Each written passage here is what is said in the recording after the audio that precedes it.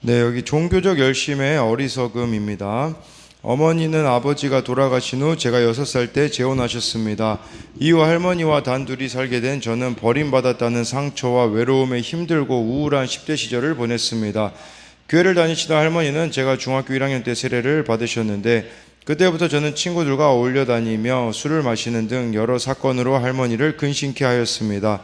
그러다 20대 초반에 전도를 받아 처음 참석한 예배에서 예수님을 믿으면 죄사함과 구원을 받는다는 말씀에 지난날의 죄들이 생각나는 회개의 은혜를 경험했습니다. 이후 예수 그리스도의 십자가에 못 박히신 것이 제 눈앞에 밝히 보이는 것 같은 몇 년의 시간이 지났습니다. 하지만 저는 어느새 기복과 성공 복음의 겜에 넘어가 어리석은 갈라디아 사람들처럼 성령으로 시작했다가 육체로 마치는 자가 되었습니다. 그럼에도 하나님은 그런 저를 버려두지 않으시고 결혼 직후부터 시작된 남편의 외도와 빈 문제의 고난으로 이혼 직전에 말씀 공동체를 만나게 하셨습니다. 그리고 인생의 목적이 행복이 아닌 거룩임을 알게 하심으로 제가 믿음으로 말미암은 아브라함의 자손인 것을 다시금 깨닫게 하셨습니다. 숨은 내 죄는 보지 못하고 드러난 남편의 죄를 옳고 그름으로 판단할 때는 길이 보이지 않았습니다. 하지만 날마다 큐티하며 저의 모습을 직면하니 돈과 자존심을 지키고자 이혼으로 가정을 무너뜨리며 아이들에게 씻을 수 없는 상처를 줄 뻔한 내 악을 보게 되었습니다. 그 집에서 쫓겨나 있으면서도 이혼을 안 하겠다고 버텨준 남편에게 이혼 안 해줘서 고맙다는 문자를 보냈습니다. 그러자 하나님은 그것을 저의 회개로 받으셨는지 그날로 남편이 집에 들어와 가정이 하나 되는 기적을 베풀어 주셨습니다. 하나님은 저와 남편을 믿음으로 의롭다 하시고 모든 이방인이 너로 말미암아 복을 받으리라는 말씀처럼 문제 많던 저희 가정의 회복을 옆에서 지켜보던 여동생이 공동체에 오게 하시고 어머니도 주일 예배에 참석하시는 은혜를 허락하셨습니다.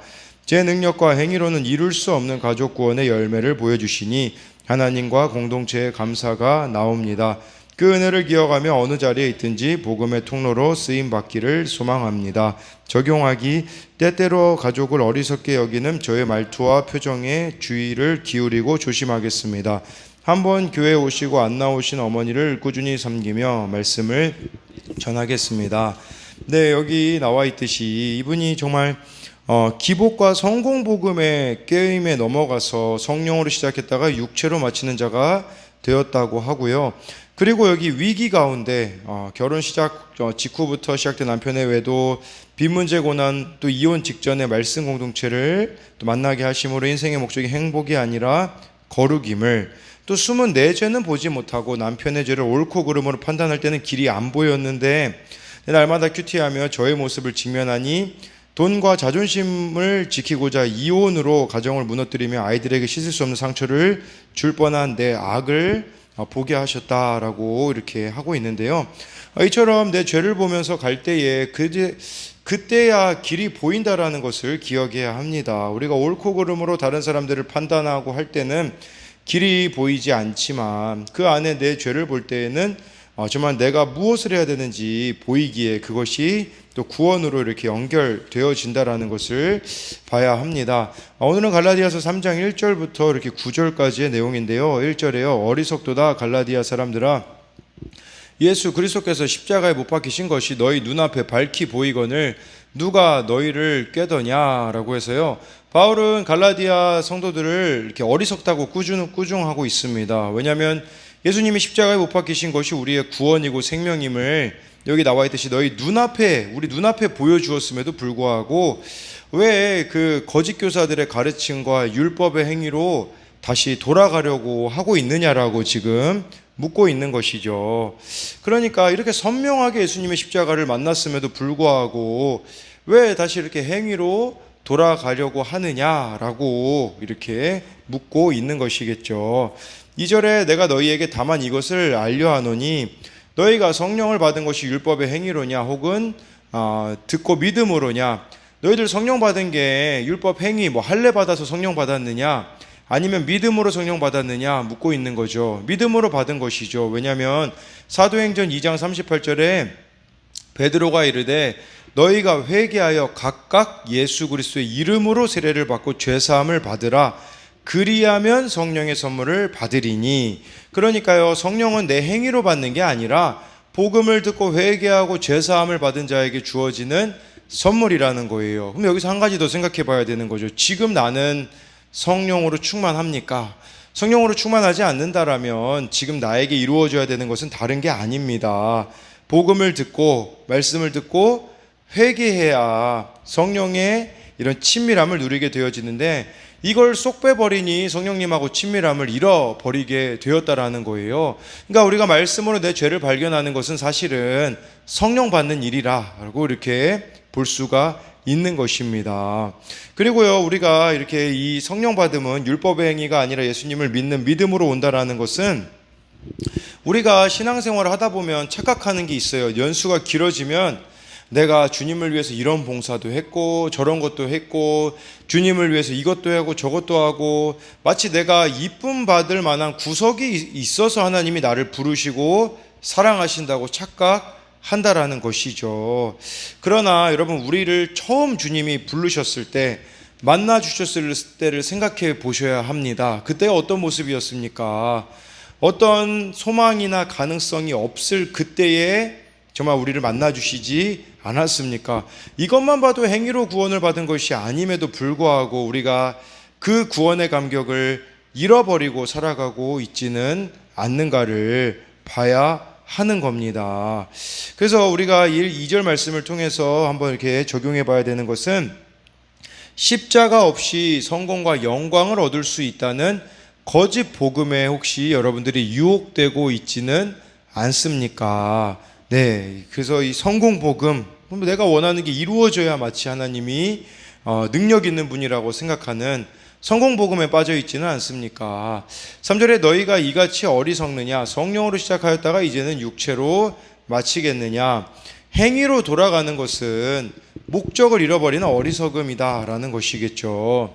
그러니까 우리가 많은 고난 가운데 말씀을 꿀송이처럼 듣고 믿음으로 성령을 받았지만, 괴로움이 사라져 버리자 종교적인 열심으로 자신을 포장하며 말씀 없이 자기 행위만 쌓는 것이 바로 성령으로 시작하였다가 육체로 마치는 거예요.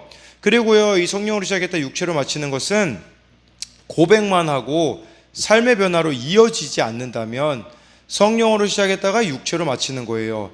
말을 안 하면 돼요, 차라리. 그러니까 뭐냐면, 우리가 막 고백은 제가 이것을 하겠습니다라고 하고서는 하지 않는다면 그것은 육체로 마치는 거죠.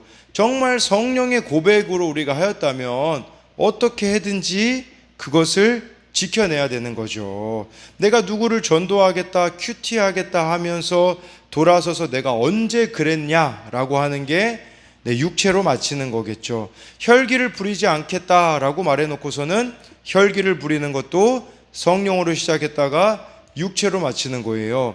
오늘 이 큐티도 여러분들이 하시다가 오늘 이거 해야겠습니다라고 하고서 안 하면 성령으로 시작했다가 육체로 마치게 되어지는 거예요. 그래서 이 큐티 책에 기도하기가 나와 있는 이유가 그거예요. 성령의 도우심을 구하는 거거든요. 이 적용 내 힘으로 할 수 없기에 성령님 도와달라고 적는 게 여기 나와 있는 기도하기가 아니겠습니까? 그래서요, 우리가 적용해 봐야 되는 것은, 나에게 성령으로 시작했다가 육체로 마친 일은 무엇이 있습니까? 이것을 우리가 생각해 봐야 하는 것이죠. 4절에 너희가 이같이 많은 괴로움을 헛되이 받았느냐?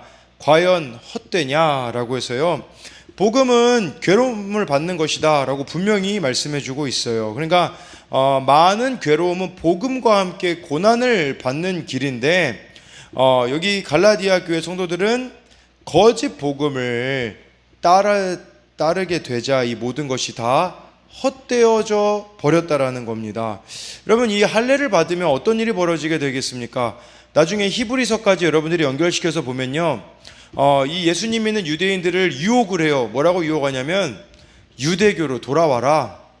왜 유대교로 돌아오라고 하냐면요, 예수님을 믿는 기독교면요, 그 당시에 고난과 핍박이 있거든요. 그런데 할례를 받고 유대교로 전향을 하잖아요. 뭐 할례 받고 그러면요, 그 당시 유대교들은 핍박을 받지 않았습니다. 그러니까 지금 계속해서 갈라디아 교인들에게도 유혹하는 게 그거예요. 뭐라고 유혹하냐면, 쉬운 길 가라. 예수님 믿는데 무슨 그렇게 고난을 받냐? 고난 다 피해버려라, 이제 이런 식으로 지금 유혹하고 있다라는 거죠. 근데요, 여러분, 예수님 믿는데도요, 미신적으로 믿는 사람들이 너무 많아요. 그냥 상황과 환경에 짜맞춰요, 하나님을. 그래서 예를 들면 이런 기도를 하는 거죠. 하나님, 이거 응답해 주시면 제가 이거 하겠습니다, 막 이런 식으로.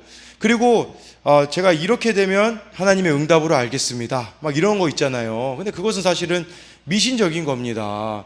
여러분, 뭐 우리가 사실 뭐 무당에게 가는 것도 이거 아니겠습니까? 이거 응답해 주면 뭐 내가 돈 주겠습니다, 똑같은 개념이겠죠. 그러니까 내 상황과 환경에 맞추어 하나님을 만들어내는 게 아니라, 오늘 주신 말씀으로 우리가 하나님의 인도함을 받지 않는다면 사실은 내가 만든 하나님이라는 것을 기억해야 한다라는 것입니다. 성공복음은요, 고난을 피하고 박해를 피하고 십자가를 피하는 길로 우리들을 인도합니다. 그러니까 막 세상 가치에 맞추어 합리적이고 이성적인 선택만 하게 만드는 거예요. 십자가를 질 기회를 피해버리게 만드는 것이 성공 복음이라는 거죠. 그러나 십자가의 복음은요, 고난받는 것입니다. 힘들지만 돌아가는 길 같으나 좁은 길이지만 순종하며 나아가는 길이에요. 그래서 적용 질문을 만들어 봤는데요, 내 마음대로 하나님을 만들어내고 있지는 않나요? 아니면 그날 주시는 말씀 속에서 하나님의 인도함을 여러분들은 따르고 있습니까? 예수님을 믿으면 고난이 필수인데 그것을 피하려고 다른 길을 선택하고 있지는 않습니까? 믿음으로 말미암아 복을 받기 위해 잘 받아야 할 괴로움은 무엇입니까? 내가 져야 될 십자가는 무엇이 있습니까? 5절에 너희에게 성령을 주시고 너희 가운데서 능력을 행하시는 이의 일이 율법의 행위에서냐 혹은 듣고 믿음에서냐 라고 해가지고요, 이렇게 율법의 행위가 아니라 믿음으로 성령을 주시고 우리에게 능력을 주시는 분인데, 하나님은. 근데요, 여러분, 막 율법의 행위로 성령과 하나님의 능력을 얻어낸다라고 믿는 사람들은요, 자기 뜻대로 되지 않으면요, 과도한 자책감에 빠질 겁니다. 네. 그리고요, 이렇게 믿음으로, 이게 성령으로, 또 믿음으로 이 성령을 받지 않는 자들은 자기가 노력하지 않아서 안 된다고 뭐 이렇게 믿는 사람들이거든요. 이런 사람들은 예수님이 주시는 구원을 절대로 누릴 수가 없습니다. 그러니까 이런 사람들은요, 잘 되면 잘 되는 대로 교만해지고 안 되면 안 되는 대로 힘들어하게 되어질 것이라는 거죠. 이것은 믿음이 아니라 행위로 말미암음이라는 것을 기억해야 되는 겁니다. 제가 항상 하는 말이잖아요. 상황과 환경과 그런 것들이 갖추어진 것만이 하나님의 뜻이 아니라는 것을 기억해야 하는 것이죠. 말씀을 듣고 믿는 것이 성령을 받는 길인데 그 기본에 여러분들은 충실하고 계십니까? 잘 되면 하나님이 계시고 안 되면 하나님이 안 계신다고 생각하고 있지는 않습니까? 6절에 아브라함이 하나님을 믿음에 그것이 그에게 의로 정하셨다 함과 같으니라. 하나님은요, 여기 바울은 아브라함을 실례로 들어서 이 바울의 가르침이 율법을 파괴하는 것이 아님을 아브라함을 통해 증명해 보이고 있습니다. 그러니까 창세기에 보면요, 하나님이 아브라함을 정말 말도 안 되는 그때에 부르시거든요. 그때 막 부르시면서 별을 보여주시면서 이 자손이 없을 때 있잖아요. 그때 아브라함을 이렇게 하나님이 부르시면서 너의 자녀가 별들처럼 많아질 것이다 라고 이렇게 말씀해 주고 있는 장면이 나오거든요. 그러니까 아브라함에게 있어서는 어떤 가능성이 사라진 그때에 아브라함이 솔직히 여러분, 뭐 아브라함이 그 나이에 자녀가 생긴다라는 걸 어떻게 믿겠습니까? 근데 중요한 건 그걸 믿었다라는 사실인 거죠. 우리도 마찬가지지 않겠습니까?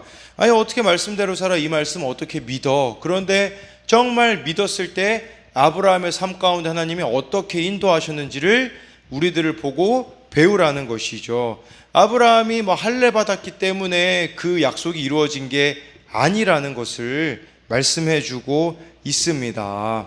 그래서 이제 우리들에게 이거를 적용해 보자면 로마서 10장 16절부터 17절까지의 이런 말씀이 있어요. 17절 말씀만 여러분들에게 읽어드리면요, 그러므로 믿음은 들음에서 나며 들음은 그리스도의 말씀으로 말미암느니라 라고 이렇게 말씀해 주고 있습니다. 네, 여러분, 이처럼 마찬가지로 믿음은요, 예수님의 말씀, 우리가 말씀에서부터 이 믿음이 난다라는 것이겠죠. 근데 매일 말씀을 읽지 않는다면, 말씀에 나를 비추어 보지 않는다면 그 믿음은 사실은 허상이고 거짓이라는 것을 기억하여야 한다라는 것입니다. 7절에 그런즉 믿음으로 말미암는 자들은 아브라함의 자손인 줄을 알지어다. 우리가 믿음으로만 아브라함의 자손이 될 수 있다라는 것을 말씀해 주고 있는 겁니다. 그러니까 아브라함이 자녀가 없는 노년에 자신에게 하늘의 수많은 별과 같은 자손의 약속을 허락해 주신 하나님을 믿었잖아요. 우리도 마찬가지예요. 외적으로는 내세울 게 없어도, 아브라함이 자녀 낳았는데 외적으로 내세울 게 무엇이 있었습니까? 없었죠. 우리도 외적으로 내세울 것이 없을 수 있어요. 그러나 아브라함이 하나님을 믿었듯이 우리도 하나님의 독생자 예수님을 믿으면 나도 아브라함의 자손이 되어 의롭다함을 얻는다라는 거죠. 그러니까 이 성도는 믿음으로 말미암아 아브라함의 복에 참여하고 아브라함의 보호하심 가운데 살아간다라는 겁니다. 그래서 적용 질문은, 아브라함이 하나님의 약속을 믿었듯이 나도 아브라함처럼 믿어야 할 주님의 말씀은 무엇입니까? 그리스도를 믿음으로 나도 아브라함의 자손이라는 정체성이 있습니까? 8절에요. 또 하나님이 이방을 믿음으로 말미암아 의로 정하실 것을 성경이 미리 알고 먼저 아브라함에게 복음을 전하되 모든 이방인이 너로 말미암아 복을 받으리라 하였느니라. 이 아브라함의 복을 사람들이 이상하게 생각해요. 아브라함이 거부였고, 또 아브라함이 이렇게 잘 먹고 잘 살았고 이런 거를 아브라함의 복이라고 하는데, 사실 아브라함의 복은요, 아브라함을 통해 이방이 예수 그리스도를 믿게 되어지는 게 아브라함의 복이었어요. 쉽게 말하면 아브라함을 통해 구원받는 거, 이게 복인 거죠. 우리들에게 복은 무엇이겠습니까? 우리를 통해 예수를 믿게 되어지는 거, 이게 바로 진정한 아브라함의 복이라는 것을 말씀해 주고 있습니다. 그러니까 아브라함뿐 아니라 이방 족속까지 믿음으로 말미암아 의롭게 될 것을 말씀해 주고 있는 거죠. 그러니까 이것은 무엇을 말하는 거냐면요, 먼저 여러분들이 아브라함처럼 예수님을 믿게 되어지고, 그리고 여러분들을 통하여서 예수님을 믿지 않는 내 배우자, 내 가족, 내 이웃들이 예수님을 믿게 되어지는 것이 이 아브라함의 복에 동참하는 거예요. 근데 우리 무슨 생각 같나요? 내 생각에는 도무지 변화될 것 같지 않거든요, 사실. 근데 아브라함이 자식 어떻게 여러분 100세에 낳습니까? 못 낳죠, 사실은. 근데 믿었잖아요. 되었잖아요. 마찬가지로 변화되어질 것 같지 않은 내 배우자, 내 자녀들, 내 이웃들이 내가 정말 하나님의 약속을 믿고 내 죄를 보며 십자가에 달리신 예수님을 나의 복으로 삼으며 나아갈 때에 모든 이방인이 나로 말미암아 복을 받게 될 거라는 거죠. 그러니까 이 영적 자녀를 우리가 낳게 되어질 거라는 것입니다. 그러니까 여기 나와 있는 또 적용 질문처럼, 나는 내 가족과 이웃에게 구원의 복을 나누어 주고 있습니까? 세상 성공을 나누어 주고 있습니까? 하나님의 복을 나누어 주고자 내가 먼저 들어야 할 말씀은 무엇입니까? 그래서요, 정말 내 죄를 보며 가는 이 길이 구원에 이르는 길임을 기억하셔야 됩니다. 자꾸 다른 사람을 탓하거나 옳고 그름으로 따져서는요, 절대로 이 구원의 역사는 이루어질 수가 없다라는 거예요. 네, 그래서 9절에요. 그러므로 믿음으로 말미암는 자는 믿음이 있는 아브라함과 함께 복을 받느니라 라고 해가지고요, 이 아브라함의 자녀가 되는 그 권세는 율법의 행위가 아니라 아브라함과 같이 믿음으로 얻는 거예요. 그러니까 아브라함이 할례 받았기 때문에 이 약속이 이루어진 게 아니라는 거겠죠. 여러분, 이 창세기 15장에 하나님이 약속하시거든요. 너로 너에게 그 하늘의 별과 같이 자녀들을 많게 줄 거다. 근데 16장에 아브라함이 무슨 짓을 저지른 줄 아십니까? 하가를 취해가지고 이스마엘을 얻는 이런 실패 가운데 나아가요. 그러니까 하나님의 약속이 있는데도 실패하는 이 아브라함의 모습이 사실은 우리들의 모습과 별반 다를 바가 없음을 나타내는 것이 아니겠습니까? 정갑신 목사님이 쓴 사람을 사람으로 라는 이 책에 보면요, 하나님의 약속은 반드시 지켜지고야 말 것이기에 홍수라는 혼돈과 거친 물결의 고통과 망망대해를 떠다니는 두려움을 얼마나 잘 견뎌내느냐는 내가 하나님의 약속을 어떻게 기억하고 신뢰하고 있는지 여부에 따라 결정될 것이다. 무슨 말이냐면 하나님의 약속은 반드시 이루어질 거예요. 근데 우리에게 주어지는 현실은 홍수 사건 같이 혼돈, 거친 물결의 망망대해를 떠다니는 이런 두려움이 있거든요. 그러나 중요한 것은 여기 이렇게 나와 있더라고요. 이 약속에서 중요한 것은 약속의 내용이 아니라 약속의 주체다. 우리가 흔히 그런 얘기하죠. 하나님이 나에게 이런 약속을 하셨습니다. 그 약속 내용도 중요해요. 근데 정말 중요한 것은 약속의 주체인 하나님을 여러분들이 놓치지 않는 거겠죠. 어떤 약속이냐 보다 누가 약속했느냐가 중요하다. 하지만 우리는 안타깝게도 약속의 주체보다 약속의 내용의 마음을 빼앗기곤 한다. 하나님이 나에게 이거 해주실 거야 라고 이야기했다라는 것도 중요해요. 그것도 하나님이 말씀해 주신 거기 때문에.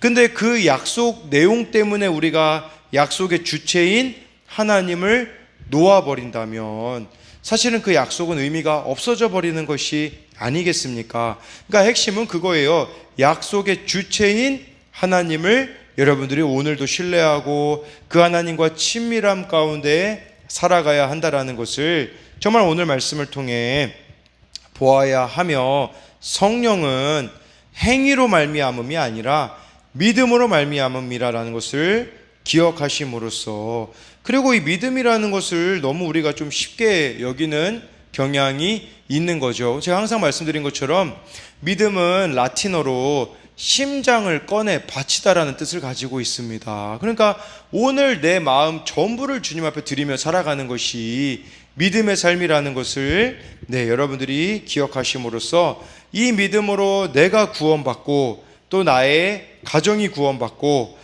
또 내 주변에 있는 자들이 구원받게 되어지는 그 일들이 여러분들 가운데 일어나기를 소망합니다.